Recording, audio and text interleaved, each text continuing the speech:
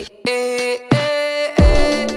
everyone, what's up? It's your girl NoWaySheCodes, and today I am here with you, actually on vacation. Kind of wild, but this video absolutely needed to happen. It's been on my mind for a while, ever since this news came out last week that Spider-Man might not be in the MCU anymore, or not even might, isn't, due to negotiation dealing gone wrong between Sony and Disney. And so this video is important to me because I ultimately feel like Tom Holland is absolutely the best live action Spider-Man we have had, and I need to defend that point. So I'm going to give to you today my opinions and some fact behind why Tom Holland is absolutely the best live action Spider-Man we have had. Please note I'm saying live action, so Into the Spider-Verse and Miles Morales does not count in this video that we're talking about, so please don't bring him up or you're gonna sound dumb. So to start, I actually want to talk about how I actually did a poll on Instagram and asked many of my friends who they thought was the best Spider-Man. Is it Tobey, Andrew, or Tom? Overall, the results were mainly between Tobey and Tom. Andrew got maybe like 1 or 2 responses, but it was mainly tied between Tom and Tobey. So I think where I really want to start with this is to talk about the origin of Spider-Man, and not like, oh, like, where does Spider-Man come from? He got bit by a spider, everybody knows that. No, like the actual origin of the comics and why Marvel actually created Spider-Man. So in the beginning of time when comic books came out, they were actually pretty good, people were into them. But then at some point, they did face a decline. So Marvel wanted to kind of take a different approach to comic books and wanted to make their characters more relatable to people of the real world. So fun fact, their first relatable comic book series was actually Fantastic Four, so it could be relatable to people in that Fantastic Four was a family, they dealt with family issues on top of being superheroes. And that's kind of the same concept with Spider-Man. Spider-Man was created to be a relatable teenager. He goes through the same teenage issues. He's in high school, he's dealing with bullying, he's a nerd, you know, he's going through puberty, things like that. And of course it's the added factor that, oh, he's Spider-Man, so on top of dealing with nerdy, teeny issues that we all deal with, he also has to deal with being a superhero on the low. And it's gonna play a big factor into my opinion on who is actually the best and who I feel like represents that origin of Spider-Man, right? Okay, cool. And though Spider-Man was named Spider-Man and not Spider-Boy because Stan Lee wanted him to be a character that would start as a teenager and go into adulthood, you know, a lot of these stories are supposed to start in high school and then we then see him become an adult. I think it's really important to note that if we're gonna start with Spider-Man, we're gonna start from the beginning. Yeah, okay, cool. So let's start with Tobey. I think one of my biggest things with Tobey was he seemed really timid, he seemed really afraid in high school. Like when he got his superpowers, it was just like, okay, like he wasn't owning it, he wasn't confident. It was almost like he was just a little bitch, if I say so. Please excuse my language, I'll probably leave that out. But he just didn't seem to give me like the energy and aura of what I'm expecting from Spider-Man based off the comics. I think like he had the type of confidence I wanted not until Spider-Man 3, when he had to be infected by the Venom symbiotes. And it was kind of just like now when he's more on the bad guy version of Spider-Man, he is the Spider-Man I have been waiting to see.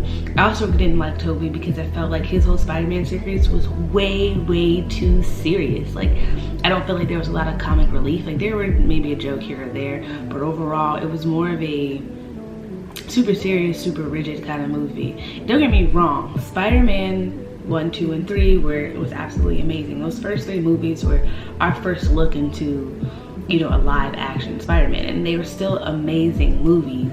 And I think that a lot of people vote for Tobey because we have that nostalgia of still being brought into a great movie. But when I'm thinking of who actually embodies Spider-Man, the character created by Marvel in the comics, Tobey was a great actor, he was in a great movie, but he was not the greatest Spider-Man. I also want to talk about how the first 3 Spider-Mans we had didn't really focus on the teenage side of Spider-Man's life. It more so transitioned more into Tobey and his adulthood. So we kind of see the adulthood that Stan Lee was talking about and how Spider-Man would grow into that, which is kind of like just not what I would have expected. It's not what I would have wanted, knowing the fact that Spider-Man was made to be more relatable. And I think another thing that really blows me is like Tobey didn't even have web shooters. Like, what the fuck is that? Like, whatever. This is just me talking. Once again, these are all of my opinions. It was a big deal to me. Maybe not to you, but to me. Now let's move on to Andrew. So, what I will give Andrew is, what they did with his series was they actually started calling it The Amazing Spider-Man, which is what the original comics was actually called, The Amazing Spider-Man. And I think one of the few things they did right with Andrew was he had a bit more confidence. He wasn't like overly confident, but he had more of it than what Tobey was giving me, and he had some of the comedy going. So it wasn't as serious as the first 3 Spider-Man films. I think another thing that I feel like they did right was they introduced Gwen Stacy as his first love, and even though Gwen Stacy is in the Tobey Maguire series too, she doesn't show up till I think Spider-Man 3, in which she has nothing to do with his love life. They like go on a date to make MJ jealous, but it wasn't what it was supposed to be. Versus Andrew's series, the Amazing Spider-Man series, they have Gwen. They actually introduce her as his like high school love and things like that. So I think they did that right, and that kind of made me happy. But I just don't know what it is about those 2 movies that came out. But to be honest, like, they weren't that memorable. All I remember is Jamie Foxx was in it. Cool. And a lot of it to me was just pretty much the same story as Tobey's story, with a few little remixes here or there, which I guess in a sense isn't necessarily a bad thing. But it's like, give us more pizzazz, give us different villains that we haven't seen Spider-Man deal with, that are probably part of the comics, because we kind of saw a very similar story with the Green Goblin, and though it was done a little differently, we're still introduced to a lot of the same character arcs. So it's kind of just like, what are we doing here? And I just don't feel like those 2 movies really stuck. Like, I don't even really hear people ever talk about those movies, let alone actually watch them. And though they did pretty well in the theaters, they did get some critical feedback.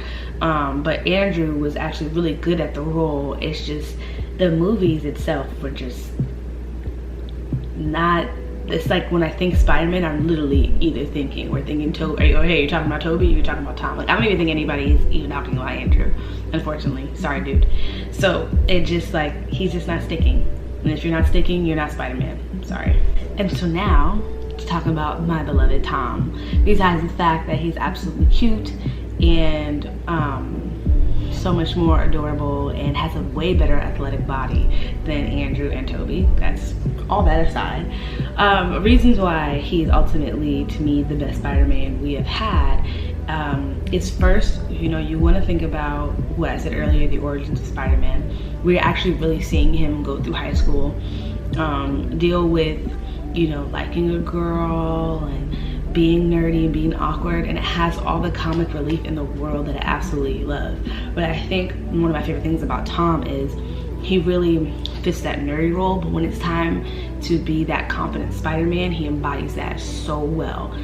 He owns it, and I really like that.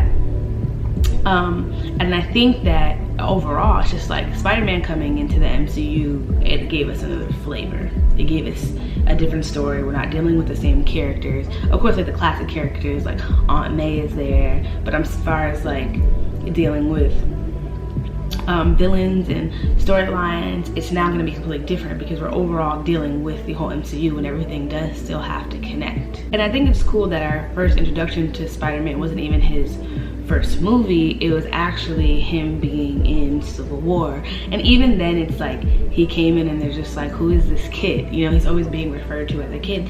And so once you get to Spider-Man Homecoming, it's like you really see him battle being a teenager, going to prom, like in this girl, you know, we're dealing with this, and then at the same time though you have to be a superhero and kick the girl's dad's ass. Like, what? Like, how do you deal with that? How do you go home, you know? And what I really loved about Homecoming, his first like intro of a movie, is really seeing him be that friendly neighborhood Spider-Man. You know, you see him grow into who he became. It's not like something happened and he's just like, oh, okay, well, I got these powers and I'm just gonna kick ass.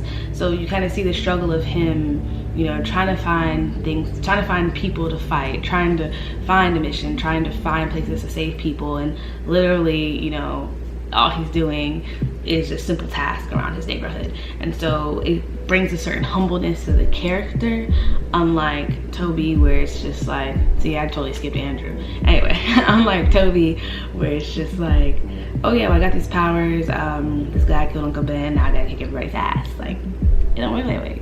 It doesn't work that way. And I think overall, just Tom's story has just a different twist. Like, first of all, I do like how we don't have to see him get bit by a spider. Like, you're Spider-Man, we know how you got here, cool, great. But we do see him build up his powers, you know, even with the different suits that he gets from Iron Man. You really see him evolve as a character throughout the different movies that he's a part of.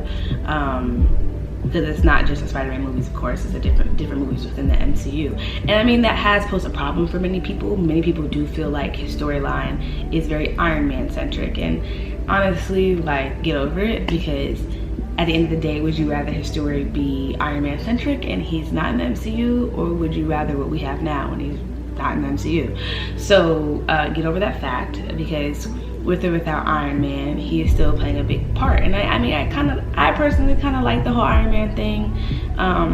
You know, giving him some type of mentor, giving him some type of guidance. And even though it's maybe a little different than what most people are expecting, especially based off like origin comics, it still adds some reality to his character. Because at the end of the day, no kid is just becoming Spider-Man and just like figuring it out. It just, sorry, like, yeah, that's a lot of how the story of many stories of superheroes we love goes. But I think adding a real life spin on it and giving him a mentor, giving someone to look up to, somebody to work for, actually adds another layer to Tom and his version of who Spider-Man is and how he works. So this is just my opinionated piece. Overall, besides, like I said, being cute and having a more athletic fit for the role, and of course liking black girls, that's my bias in the movies. I'm just saying the two girls he's been interested in have been, you know, okay.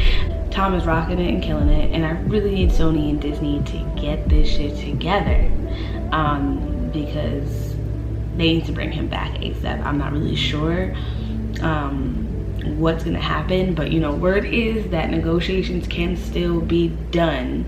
The deal isn't like completely over, but someone gotta budge, because what is life without him? I'm just saying. Anyway, stay tuned for some upcoming videos. I might have a game review coming up for y'all, you know. And don't forget to subscribe. Love you all. Bye.